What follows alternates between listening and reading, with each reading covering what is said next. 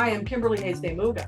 And I'm Amanda Day, Hey, guess what? You're listening to the Fundraising HayDay podcast where we cover the how-tos of grants and fundraising and how we can all work together to make the world a better place through philanthropy. And Patreon subscribers can get these episodes early. True. Hey there, everybody. Thanks for joining the podcast. Before we share today's incredible interview with you, and it was one I enjoyed them all, but this one was so fun. But I want to remind you all that Kimberly and I are bringing our combined 50 plus years of grant experience and now over 150 podcast episodes. We're bringing all that experience to our 8-week intensive grant training known as the Grants Lab. If you're new to grants, if you've tried to write grants and aren't getting the results you want, or maybe your organization is new to grants, or maybe even you're a consultant who just doesn't have time for capacity building for your clients and you need them to understand the grant world better. Well, just those are the kinds of folks that the Grants Lab was made for. It's the training Kimberly and I wished we had when we first started writing grants. What we love about it is we're bringing a team approach. It's a flat rate for up to 5 individuals within your organization, so everybody can fully understand how grants work. You get over 14 hours of instruction spread out over those 8 weeks. We will review a previously denied grant proposal of yours. We have writing exercises that we help critique and provide improvements to. So at the end of it, you've got a template for one of your programs when it comes to writing about it through the grant process. So check out Grants Lab in all its glory. Visit our website at HayDay, HayDay. So it's haydayservices.com. You can join our wait list. You can register for our next cohort, and you can just see what all there is to offer in the Grants Lab. Through that. So words, just like all the words we just said about Grants Lab, but more importantly, all kinds of words. The power of communication is just more important than ever, or at least it's certainly more obvious than ever, how words can bring people together or pull us apart. So when Amanda and I had the chance to interview 2 marketing experts and a grant pro who collaborates with them on the critical topic of inclusive language and just overall inclusion, we found them at the 2024 Grant Summit powered by the Grant Professionals Association in late 2024. We jumped on it. Also, they have an incredible company name, and I'm just going to let Amanda. They really do. So the grant pro we're talking about is Morgan Carpenter, she, her. She's a nonprofit consultant, grant writer, and Grant Professional Association approved trainer. She's also the author of Prepare for Impact, Everything You Need to Know to Win Grants and Supercharge Your Nonprofit. Next up, we have India Phoenix, she, they. She is the co-founder of By the Brujas. That's the cool name we love. It's a consultancy dedicated to transformative communication strategies and leadership development. With over a decade of experience in management, primarily within the education and nonprofit sectors, India brings a wealth of knowledge and expertise to her work as a communication strategist and leadership coach. Her fellow co-founder of By the Brujas is Jamie, J.R. Rasmussen. She is a communications strategist, planner, facilitator, engagement specialist, and community organizer. With over 12 years of experience in marketing, advertising, and communication for brands and organizations nationwide, she brings a wealth of knowledge and a dynamic presence to her work. In fact, I would argue that all of them bring a dynamic presence. It was so fun talking to them. We did record this interview during the 2024 Grant Summit, as Kimberly said. It was in the middle of a busy exhibit hall, so there may be some background noise, but we're going to keep moving because it was such a great conversation. We hope you enjoy as much as we did. So listen, y'all, we are thrilled to have Kim Joyce and Associates returning as the season 8 sponsor for the first half of our season 8, which is crazy. CEO Kim Joyce and her team are celebrating 15 years of success with new service lines, all while expanding the depth and the breadth of their existing services. Kim is joining us to talk about trends in the field and more with a mini series that you'll hear at the beginning of each of the 12 episodes that Kim Joyce and Associates are sponsoring this season. So, Kim, with all of the new options and grant portals, AI, and other tech tools, is grant writing getting easier or more complex? I would say more complex because there are so many different things to navigate. Mm-hmm. So the elements of the proposals are pretty much the same. However, there are more questions being asked, different questions being asked in different ways. And then there's a different portal for every application. So if all applications were in the same portal, it would be a lot easier for us. So it's knowing the little nuances of the portals and what works and how to be competitive and little things that we can do with our applications inside the portals to make them stand out from the rest. Good point. To find out more about Kim Joyce and Associates and their many incredible service lines, visit kimjoyceandassociates.com. They are a one-stop shop for all your grant-related needs.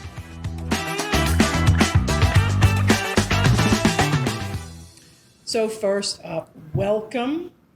All three of you. We've got JR, we've got India, and we've got Morgan, and we've got us. And we're here, we're excited to be here, and we are recording during the Grant Summit. By the time you're listening or watching this, it'll be 2025. So in 2024, November, we're recording here at the Grant Summit, and we're in the exhibit hall, and people are getting their exhibits on and exhibiting and learning. So if there's some noise, it's okay. We've got this. So welcome. Thank you. All three of you for showing up. And also, this is our first Fiverr for the conference. For the conference, yes. Letting me. Yes. I got you. I was going there. So what we always want to do is we want to hear origin stories, because none of us. Okay, I got to take that back, because every time I say 2 or 3. We've been doing the podcast since 2018. We're getting into season 8. We always ask this question. Out of 140 plus episodes, 2 people have said that when they were little, they wanted to be grant writers or in the nonprofit. And I was like, okay. But I'm sure they were telling their truth, and I want to respect that. But I don't mean a lot of people who go that way. So when whatever order feels really good, we can do the origin stories. But before we do that, I just want to acknowledge that India and JR have a fantastic marketing company with a fantastic name. It's called By the Brujas. And they just came out with their new logo, and I just think it's fabulous to acknowledge the name. The camera loves that. The camera loves that. So in whatever order or chaotic disorder feels good, right? We just want to hear your origin stories. Maybe what drew you to the sort of the coaching, design, marketing end of things, unless you were born knowing that, in which case, please join the elite few and share that story. And there's also something that has to do with a broken leg that kind of led you to some of that. So, just lots of stuff to talk about. And Morgan, I listened to a couple of By the Brujas podcasts, which, by the way, are really great. So thank you for putting that out in the world. Yes. It sounded to me like you came to it by accident, but please correct the story if I misunderstood and add the color commentary that we all need. Absolutely. So take it away, y'all. Do you want me to take it first? Go girl. Yeah. All right. Well, you're exactly right. I became a grant writer by accident. I did not know what grant writing was when I got my first job as a grant writer. Who does? That was completely over my head. I had been working in the corporate sector for a while. I was working doing digital marketing for student housing companies after college, and I had a really bad day. I don't think I told this story on your podcast. I'd been growing increasingly frustrated with my job and had a bad meeting with the corporate folks who were located out of state, and it was a budgeting meeting. And we were asked by one of the vice presidents why we needed to buy so much soap for the bathrooms in our office, and could we start watering down the soap in order to cut costs, which no shade. We're all looking for creative ways to reduce our expenses, I right? would like to throw shade on that right now. Well, it really got bad for me when I returned to my desk after that sort of tense discussion. And on our company intranet, the CEO graced us very nicely with a short video tour of the new private jet that he had just purchased. With no soap and no toilet paper, right? Presumably, yes. That's where they were sending the other half from what we were watering down, probably, right? And I got to a place where I was like, I can't keep being this frustrated every day working just to make somebody else money. This is not getting me up in the morning. This is not what's getting me going. I need to do something else that's more meaningful. I know I have skills. I know there's a way for me to do this. And so I started looking for jobs in nonprofits and came across a job posting for a digital marketing specialist for a domestic violence agency, and had a personal connection kind of secondhand to their board president. And so leveraged that, got an introduction, was able to come in for an interview, and was super excited. I'd seen, in the job description, one of the things that was listed kind of at the bottom part where they say, the other duties as assigned, it was like, may occasionally assist with grant writing tasks. I thought you were going to go, may occasionally cause dizziness or vomiting, which is also could be grants. Yeah, that came later. Okay, that's fair. That's fair. Please keep going. And so I was like, oh, this is actually perfect. That is what I will write down in my notes as what I'll talk about as my weakness. I've never done that before, but I'm sure that I'll be able to learn and help. It's just assisting. So I thought this is like the perfect weakness for me to have because I have all this other experience. And sat down with the executive director, and she immediately says, so we've totally changed the job. Oh, gosh. And now it's going to be focused about 85% on grant writing. And this position will be the grant writing lead for the organization. And then about 15% digital marketing. And I said, I'm just going to stop you right there because I don't even know what that is. And you have a really important cause that this is important work. This is an important resource in our community. And I just don't think I'm really qualified to do this position. And I don't want to waste your time. And she said, no. You don't have to worry about it. It's easy. She's from Texas. And so she said, if you can write, you can learn. It's easy. And I said, well, I don't know about that, but fair enough. And so she had me in for a second interview, had me send her some writing samples, and they offered me the job. I turned it down the first time that she offered me the job because I just ultimately, she had tried to reassure me quite a bit. And I was like, I just don't want to screw this up for you. Like you need somebody who's really good at this. And that's not me. I don't have any experience. And so she said, okay, I understand. And then she called me back a couple of days later and said, we really want to ask you to reconsider. She said, we had one other candidate that we were interested in, but it just didn't feel like the right fit. And our team just really agrees that you are the right person. And we just really want to ask you if you would potentially consider coming on board.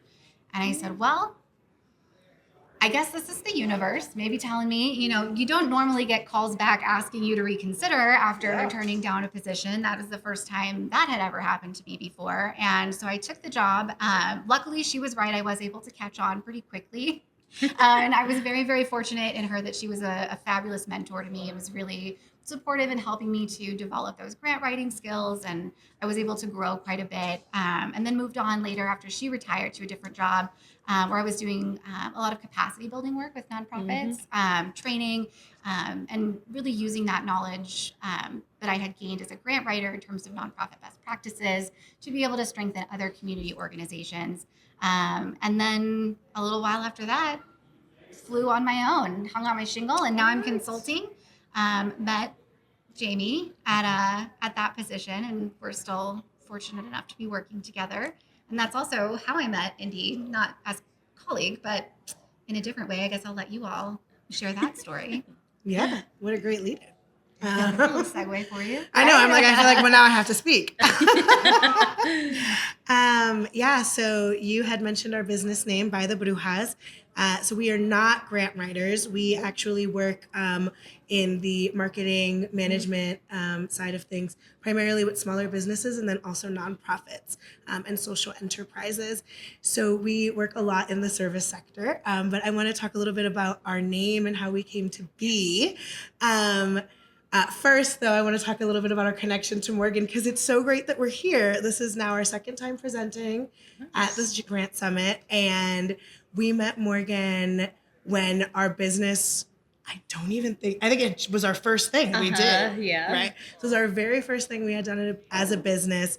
And we presented at a conference that Morgan put together, and she asked us to be a part of. So it's cool to see it come full circle as we're kind of growing and expanding, that we get to be working with you now. And at that time, we were branding brujas. We were still weren't even branding by the Also brujas. a great name. Yeah. But this is By the Brujas was an evolution, I think, as we grew, because branding limited us. And what we realized, and what we'll talk probably a lot about today, is the equity work was so much more important. right. And so when we think about the idea of what is a bruja, so it's going back a little bit to what a bruja is. Bruja, for those who don't understand or don't know what I'm saying, is the Spanish word for witch. And we are practicing brujas, but not pointy hat witches. We It was Halloween yesterday. It was Halloween yesterday, but we are not those witches. We do rituals, but we're not like that. It's not practical magic over here. I did bring my copal with if we need to cleanse at any point. But we down for we are decolonized in our thinking. Right. And so what we really try to bring to all of our work, that's why it's by the Brujas, is that we bring a decolonized approach to management and marketing and communication. So we work with teams, nonprofit teams, primarily service sector teams, to understand how community really works together, and bring that to a workplace. A lot of offices say that they're a team and we have this office culture and we work together and we're all of these things, right? We all know I could say the buzzwords for hours, right? You guys know all about that.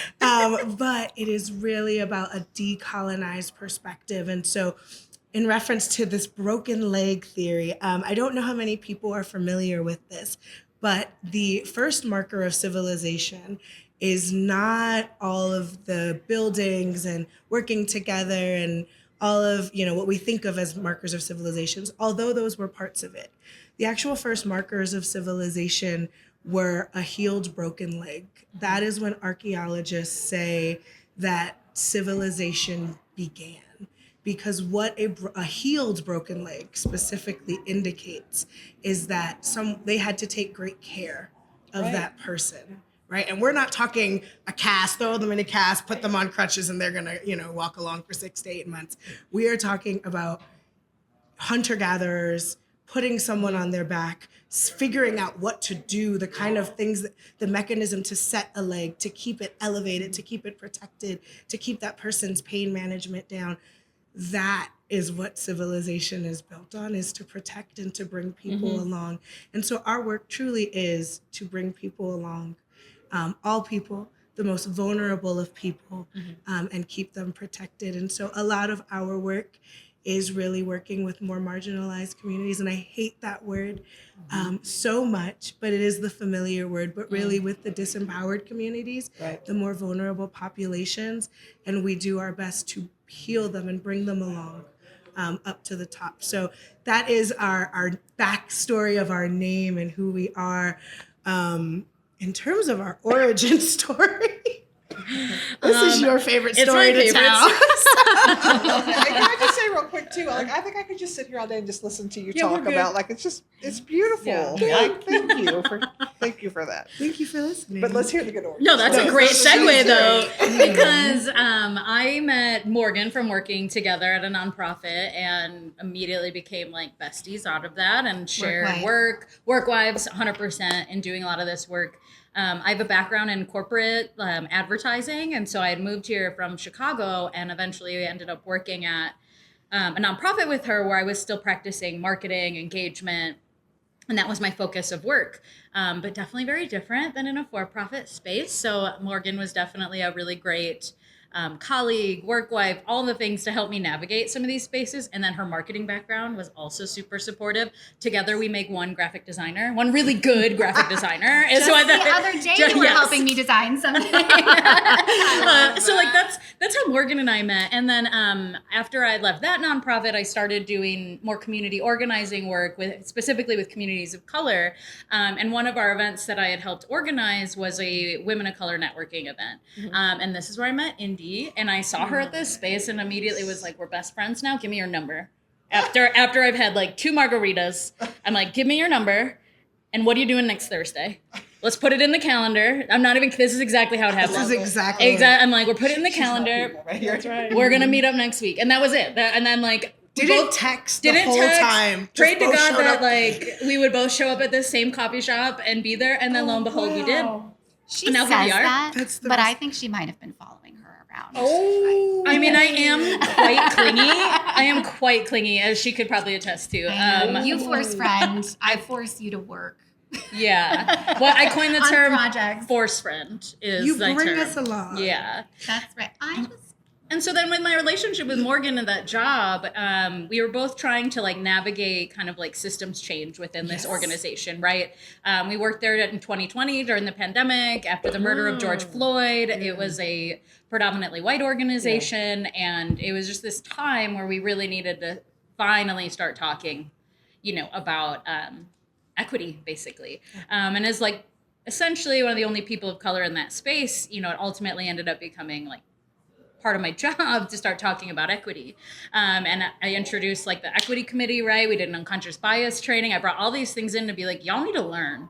And then after a while, I was like, yo, I'm burnt out. Morgan, could you please help? And so then Morgan has stepped in and really helped us and that organization kind of keep going forward with the work.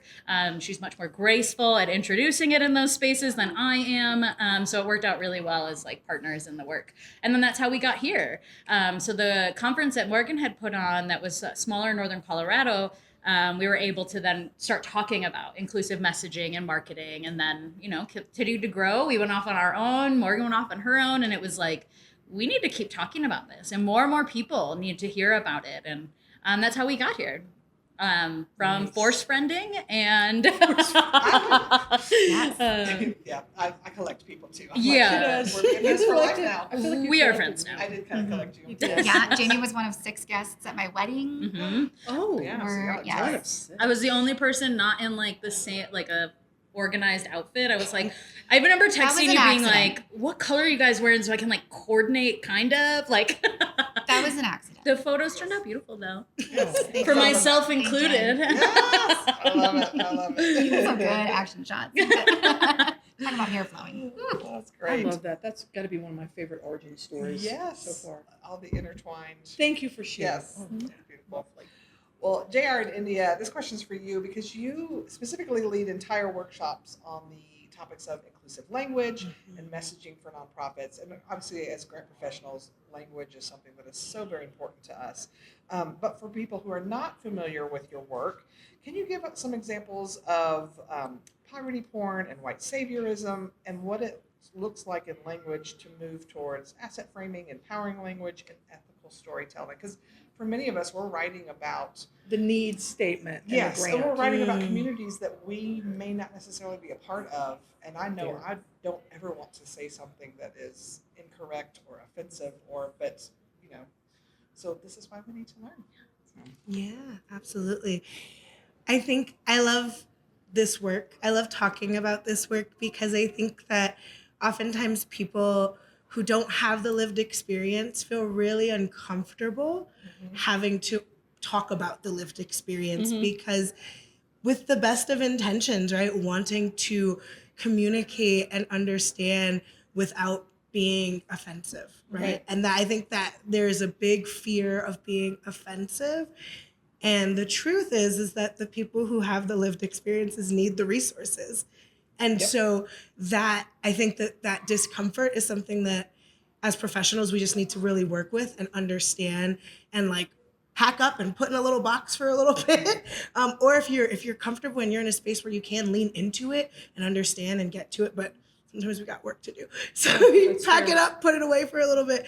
But in terms of how we can really be more inclusive, it's going to sound silly, but we need to be more inclusive. Yeah. And so one of the things that we talk a lot about is looking around the room when we're writing our grants and who's in the space, and are they the people that we're talking about, right? Are they putting their input? Are we making sure that their voice is heard, right? Not just what we think they want and need. And there's a variety of different ways that you can do that. You can do that, directly in community, getting direct quotes, working directly with them. One of my favorite quotes from our training too, or our workshop, is how, like, I'm going to paraphrase it because I don't remember verbatim, right? But it's like, if you haven't taken the time to understand and get to know the person, then you're referring to them as an object and not as a person. Fair. Right. And so when I read that, I was like, well, that's really powerful, because when we think about these need statements we're talking about, you're just thinking of an object again. Like, you're lumping everything into something that is just, or even a number, because it's like a statistic. Yeah. Because we're big on statistics. And I mean, there's relevancy to that. There's a value to that too, but there's also that need to be like, well, what's underneath? Let's dive a little bit deeper. And it's interesting I say that because we were talking about the new moon today, and the new moon being a lot about like digging deeper and what's underneath too. Get under the surface. And I think I didn't talk too much about this in my origin story, but I used to be an educator, and a lot of what we did was data analysis. Yeah. And I was an English teacher, so I don't want anything to do with data. I don't understand it. But what I loved was the stories that data would tell me. Right. And so I feel the same way when I look at data now in a nonprofit setting. It quite literally is just, well, what is the story here? And how are we as writers telling that story? And when you tell a story, you're really telling the story of the people. And so I think in writing grants and in any kind of nonprofit writing, or anytime you're working with vulnerable communities, doing so in a way that is telling their story. And to Jamie's point, JR's point, the best way to do that is to be in relationship with people. Yeah. If you're in relationship with those you serve, telling stories and pulling out anecdotes for your grant narratives is not going to be difficult. Yeah. I'll say one of the things that has helped me most with some of the organizations I work with is not only writing their grants, but doing their annual report. Because part of that is we do a lot of feature stories about the people served. So I actually get to pick up the phone and talk to them. Because a lot of times you're not, especially as a consultant, I'm not going to be at the space all the time. And so for me, that was something that really helped, because then I could say things in their words, and I could see their point of view and find out things that I wouldn't have even thought to ask, because they're just telling their stories. Yeah. So I love that you bring that up, because another big thing that we've talked about is how your grant writer and your marketing comms team should actually communicate and work together like a lot. That's what actually, that's how this happened. Yes. Because what's being written in a grant, you should think about, like, if you're writing that in a grant, are you also sharing that publicly? And if you're saying something else publicly, how is that like contradicting what you wrote in the grant? Again, that's staying true to like your values and who you are. And then again, sharing those actual real stories is going to really help share to those, like, the funders about what's actually happening on the ground. Yes. Well, it's interesting. We recently, there's a couple organizations that are doing a lot of surveys from grant seekers and grant funders. And so we were recently on a webinar that was sharing the data from the funders. And one of the things that Kimberly and I, which, I mean, together we've been doing this over 50 years combined, I'd never thought about it before, but one of the things that the funders complained about was, so you've got this information in your grant, and I go to your website, and I don't understand what you're doing on your website. Yeah. And we're like, duh.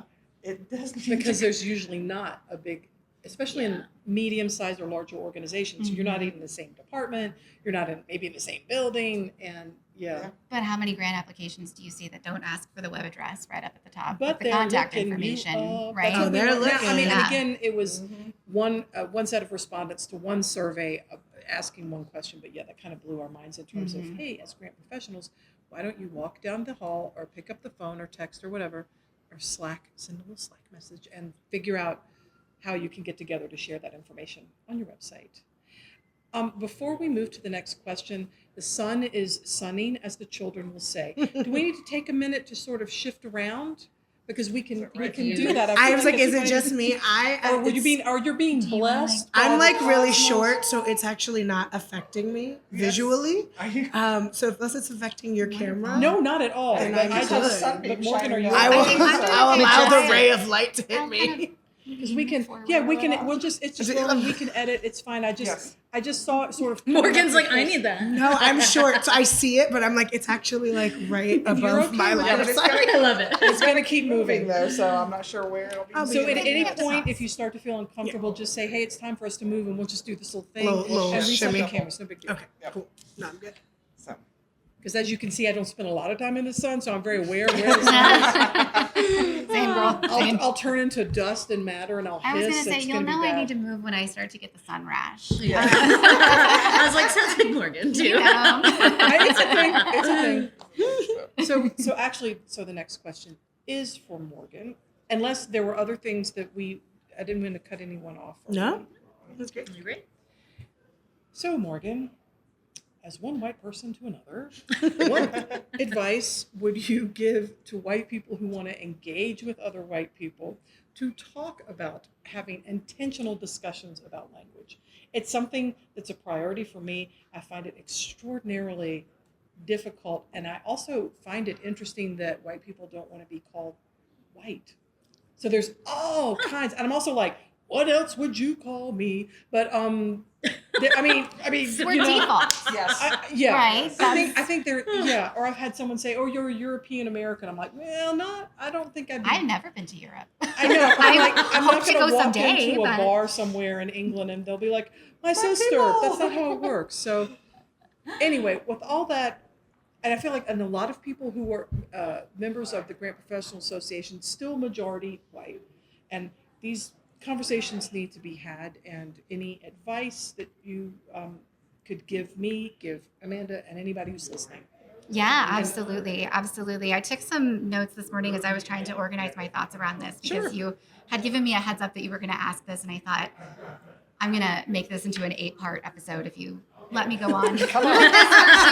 But I think, there are, when we talk about doing equity work or having conversations around diversity or inclusivity or anti-racism, regardless of the setting or the context for that, I think there are a couple of really common problems that I have observed that I run into. I think there's, defensiveness is a big one that comes up, avoidance and just kind of withdrawal.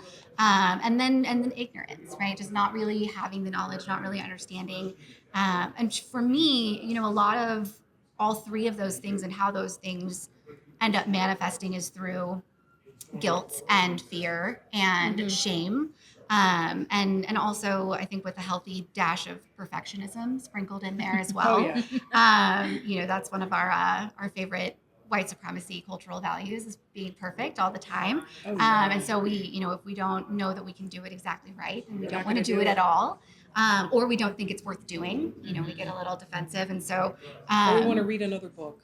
Right. Yes. I say and that just as sit someone on who- that I'm for a while. It's a default. Yes, 100%. And I think, in conversations that I've had with folks, some of the things that I think are just really important to kind of level set as you're starting these discussions is, being white doesn't make you a bad person.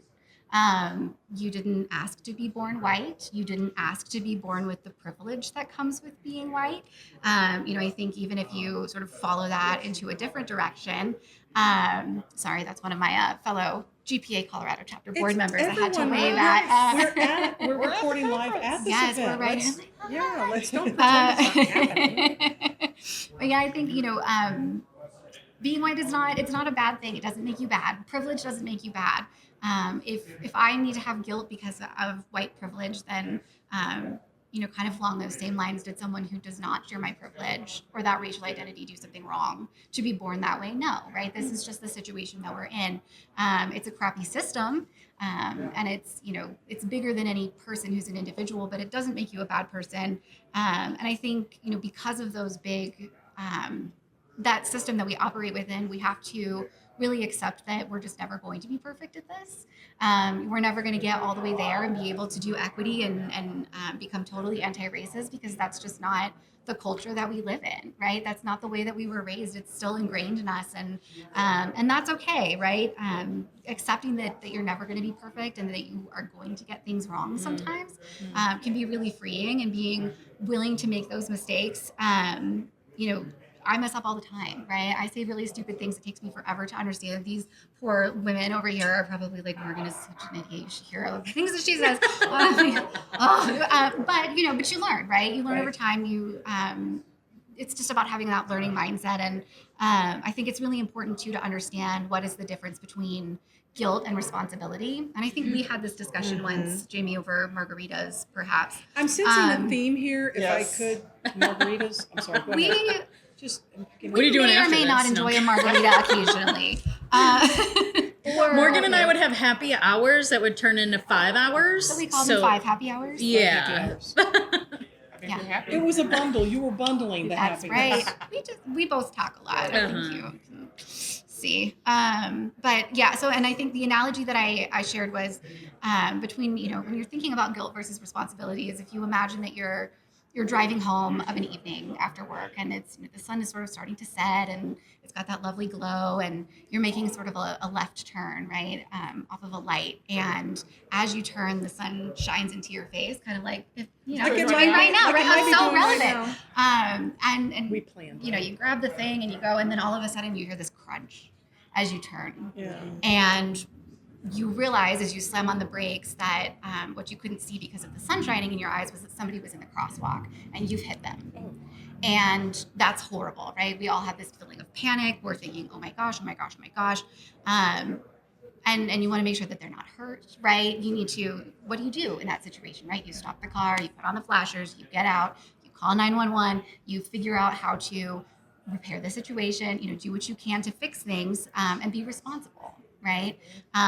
Now, you didn't do anything wrong. You had your signal on. You weren't listening to the music too loud or texting or anything like that. It was just, it happened to be the circumstance that the sun happened to shine into your eyes. There was a little bit of a blind spot there and an accident happened.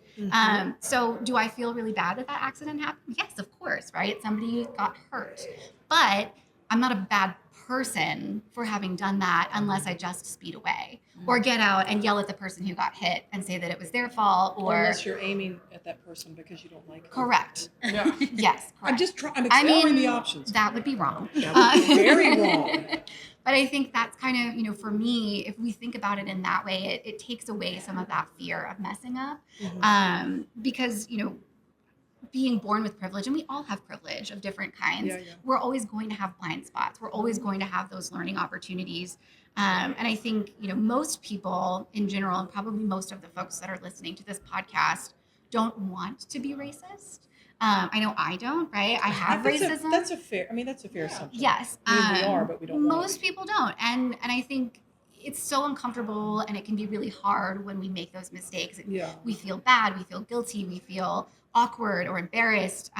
We feel worried about our relationships with people. But if you really can take a step back and I think look at that as an opportunity to sort of get closer to the ideal version of you, this is one step, this is one lesson that I'm learning. Learning is usually not a particularly fun or comfortable process, at least for me. But it is something that's enabling me to get toward that version of myself that I really want to be. And so I think, messing up or hurting somebody, first of all, it's good to remember you are not the first person who will have ever messed up when you are speaking to a person of color or anybody else who has an oppressed identity. And you will not be the last. So that is certainly true. It doesn't make you bad or mean. It's not going to ruin your relationship with them, right? As long as you handle it correctly. And so if you can take responsibility, learn from it, move on. I think, another example that I can think of is when I was in high school, your mom jokes were really popular. If you guys remember, like your mama. It's back. Oh, is it back? Okay. Well, for all of the children out there who are doing that, let me tell you what happened to someone in one of my classes in high school, which was that somebody made a flippant your mom joke. And the kid that he made it to deadpans back, my mom is dead. She died last year. Dead silence. Super awkward. That person had made a joke that was really hurtful, didn't realize, but totally messed up. He didn't then hate the person who made the joke. The guy who made the joke just said, oh, yikes, I'm sorry about that, man. And then you know what? He didn't make any more of your mom jokes after that. and so we learned, and they, they weren't enemies after that. They didn't have to avoid one another. Mess up. It's okay to mess up. It's about learning, right? And I think if you're approaching things with respect and humility, and that it's okay. It's okay to do that. You can accept that. I think it's important just to not center your own guilt in those conversations, right? Yes, like we really need to center, I think, the relationship and that kind of repair process. And so center the relationship, center the person, center your learning instead of your guilt, because that's what's really going to enable you to move forward. And adopting that learner's mindset, progress, not perfection. I think oftentimes we think about these conversations around equity as being about us getting better or doing better. And that's, again, that's centering you, right? It's not about you being better or getting it right all of the time. It's about bringing other people the respect and value that we all deserve to have when we're interacting with each other. It's relational, right? Jamie, you said that earlier. It's about real people. I want to make sure that I'm learning better because there are people in my life that I love very much who have these oppressed identities that are different from me. I was raised in a culture that means that sometimes I'm going to hurt them. I don't want to do that. And so that's why this stuff is important to me, right? Not because I want to be like the perfect white ally. I want to, this is coming from a place of love for me. And I think that for most people, that's the case. We just we lose sight of that. And I think this is really, this is work that can't be done when you are putting yourself at the front and center. And in terms of like practical tips, learn from and also educate other white people. This is something that I think comes up a lot. First of all, white people tend to listen to other white people. So you can be a really great advocate. So that's great. And also, I think sometimes, and this is probably particularly true for white women because we like to be nice. We're conditioned to be nice. We don't want to rock the boat. We like to avoid conflict. And sometimes these conversations are really uncomfortable or, they're really tense or they're just difficult conversations. And I think it's important to remember that, that's one thing that we can do through an anti-racism lens is not put a person of color through that conversation with this person, right? I can then be the one who's uncomfortable. I don't have to do that all of the time. And I'm not also sort of putting my own identity up on trial when I'm trying to have these conversations. And so I think that's something that's really important. And I think also, learn from BIPOC, but when I say that, I don't mean like go running around interrogating people about their experiences, right? I think, you can gain a lot of insight into someone's perspectives and experiences just by listening and just by having a relationship, right? Like, I don't think that I've ever been like, so Jamie, Indy, what is it like to be a person of color? Tell me about your experience. Well, I just naturally I would love to know. I know, we're just like, here it is. Because that is such a foundational part of your identities and how you walk around in the world. That is something that comes up in our authentic conversations. I want to add on to something you said too about as like white people connecting with other white people to like learn from each other and ask these questions. And I want to share from like our perspective, like I'm a mixed kid. I'm half white, half Mexican. And for us, we have a lot of people that are people of color coming to us sharing the fact that they were the recipient of what you're asking. Do you know what I'm saying? So like you're going to come to me and ask us like, well, how do I handle this? And why were they offended? And why whatever. Meanwhile, that person who was offended is coming to me also being like, this person said these things. And then there's this shared understanding between us and this person about, yeah, dude, I've been there too. Like that happened. This is how I handled it. And so for me to then have to hear that person's like experience, then have that other person be like, so what happened? What can I do better? Is like really then putting me. It's a lot of work. You're then putting that person of color again into a play. And now another person. So now you've just expanded your reach of harm, frankly. And I think that's, learning also from BIPOC, that's something that is so important to mention too, is if you do find that you need to ask those questions of people of color, I think it's important to make sure that you're asking the right people, being in particular folks like teachers, educators, consultants who are working in this space, whose job it is to do that, folks that you have a really strong foundation of trust with, Right. that you can open up and be vulnerable, and who will feel comfortable also saying, I really just don't feel comfortable answering that question. I don't have the bandwidth for that right now. But also making sure that if you are asking those questions, particularly of a professional, that you pay them to give you the answers and that you value their time. This is not work that we should be trying to do for free. I think that's really, really important as well. But yeah, I think this is just, in general, this is not work that can be done from a place of fear or guilt or shame. It is only something that can be done from a place of love and courage and openness. And so, the more that you're able to just embrace that as you go forward, and just remember that the journey is never over. I wouldn't say easy or comfortable exactly, but it's going to feel not so bad as it does if you are sort of mired up in that other stuff. So there's your very long answer to a short question. This is not a simple question. So I know. And it's something we've been bringing up over and over on the podcast. We're like, okay, we can use this platform to do this, but we're just keep coming back and back. It's like it's a practice to just mention Well, it's again just good for and me again. because I'm sure the first time somebody said something to me about it, I'm sure my first I know it was to bow up and be like, "Wait, time out. That's not. I don't do that. That's not me." Oh, yeah. But then you start hearing more, and you're like, "Oh wait, That is kind of me. I have done that before." Things that have taken me years to internalize before. I'm not kidding when I tell you I am a real idiot when it comes to this stuff. But once I learn, right? Yeah. That's, and that's what I'm trying to do, is just make sure that I keep learning. It's okay to mess up. So in the spirit of keeping on learning, continuing to learn, whatever Always the be gerund learning. is, whatever the gerund is. So JR in India, if people want to pay you to learn or get your help in marketing and content and messaging around DEI or whatever it is that they may need, what is the best way for them to come to you and get that service? Well, you can get our services for free on our podcast. So we do have a podcast where we talk Something for about everyone. all these topics. We really dive into our lived experiences. So if you don't have people of color in your life, you don't have people who you can ask these questions to, we talk about it on the show, totally free. And it's really good. I was listening to some episodes before we talked today. It's Isn't it so enjoyable. good? I can't promise that it's politically correct all the time. That's And there's definitely some F-bombs in there, Yeah, so it's don't a- listen it's a around. very I was real thinking that. I'm show. like, you I are love how going to they're have to bleep us on this. Real, very real. You know, here's my cuss bucket translator because I'll be like, "I'm really mad about this," and she goes, "What Amanda really means is." I love that. We don't do that on the show.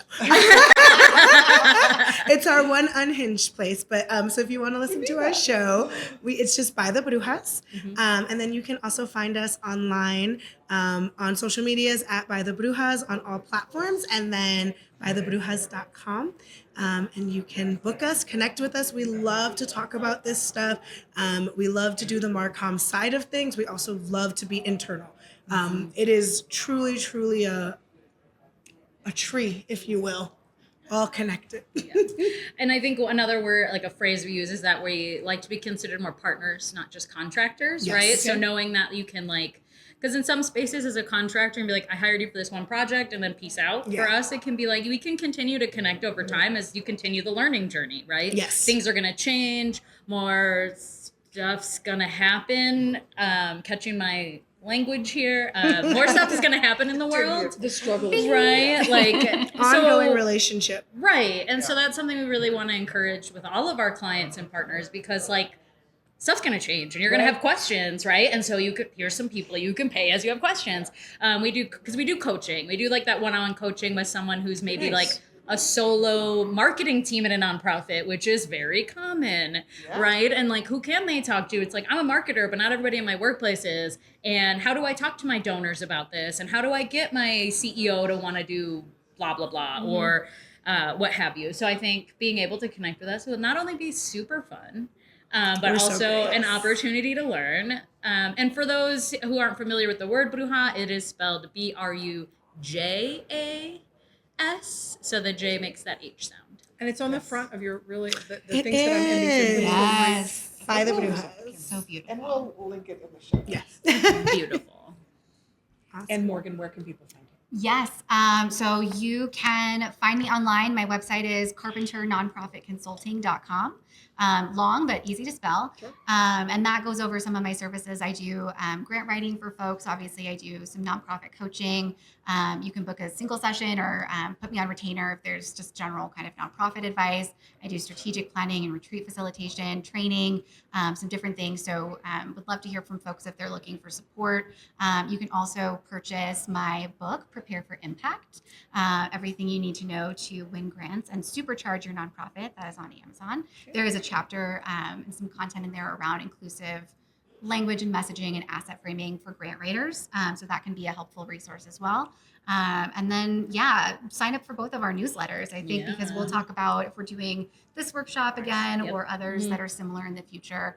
We can let you know. I'm on LinkedIn too. I don't really have any other socials, but yeah. And we've also done smaller workshops for just teams, right, on this same conversation. Right. So Okay. say a nonprofit wants to have this whole conversation with their team, we can come in and be those people, to be that outside perspective, to like to We have could be these the hard, bad guy. yeah, we can have those hard conversations We'll on be the behalf bad of an guy. organization, to help intern. Makes sense. Yeah. Yeah. Good stuff. So thanks for joining Thanks so us much. It's been today. great. yes, thank you for having Yeah, us. this is great.